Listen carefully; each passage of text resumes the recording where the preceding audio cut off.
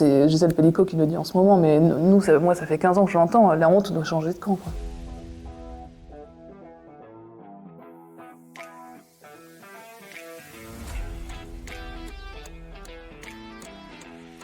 On représente 54 000 auteurs en France, dont 40% d'autrices. On documente le réel, donc forcément les problématiques de violences sexistes et sexuelles, on les connaît, on les observe, et donc naturellement on s'en préoccupe. Dans l'émission de la SCAM, il y a aussi d'accompagner les auteurs et les autrices, donc les 54 000, et dans ce qu'ils vivent, et donc forcément ils vivent aussi des violences sexistes.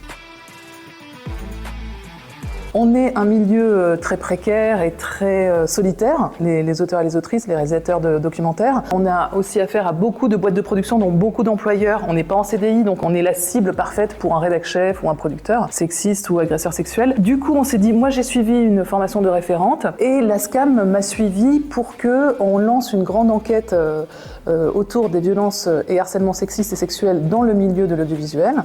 On l'a envoyé à 18 000 auteurs, il y a eu 1500 réponses.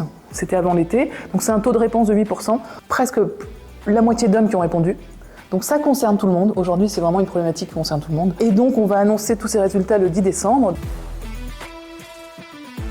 On publie tous les 2 ans un rapport, donc il y a 40% de femmes autrices et 60% d'hommes. 35% des femmes perçoivent des droits. Parmi les droits, il y a 26% de femmes qui sont réalisatrices de documentaires unitaires et de grands reportages. Et dans le reportage, là c'est plus paritaire, il y a 38% de femmes. Donc en fait pour l'instant le documentaire ça reste un bastion masculin, c'est-à-dire qu'il y a 1/4 de femmes et 3/4 de réalisateurs hommes. On commence à voir les effets positifs, notamment dans le cinéma. C'est super que grâce aux actrices, grâce aux réalisatrices, enfin on arrive à parler de ces thématiques, les représenter en fiction, les représenter en documentaire.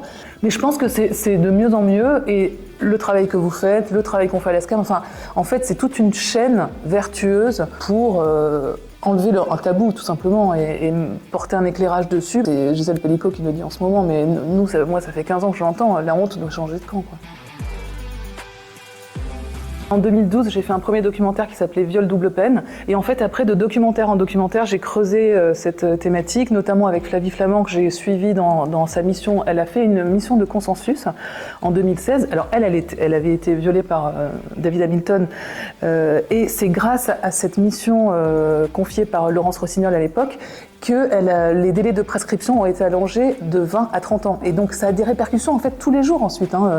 Pour toutes les victimes, elles peuvent porter plainte jusqu'à 48 ans au lieu de 38 ans auparavant. Ensuite, en faisant le documentaire Vous ne l'aurez pas man, j'ai creusé plus la thématique du psychotraumatisme. Enfin, les gens ne comprennent pas en fait le psychotraumatisme. C'est très compliqué à comprendre. Donc moi j'essaye de faire à ma petite mesure de documentariste, de faire comprendre au grand public qu'est-ce que c'est que de subir et de vivre ensuite après avoir vécu une violence sexuelle, parce qu'en fait ça impacte toute une vie, ça impacte une famille, ça impacte beaucoup plus que la seule victime. Et la libération de la parole, aujourd'hui c'est devenu un peu une tarte à la crème, mais moi je l'ai expérimenté, c'est-à-dire que une victime qui avait parlé dans le documentaire avec Flavie Flament, une autre l'a vu, elle a parlé, et donc quand j'ai fait un documentaire sur le consentement par exemple, cette jeune fille a parlé parce qu'elle avait vu mon documentaire précédent, et donc ça a vraiment des effets de faire du documentaire, ça permet quand même de libérer la parole.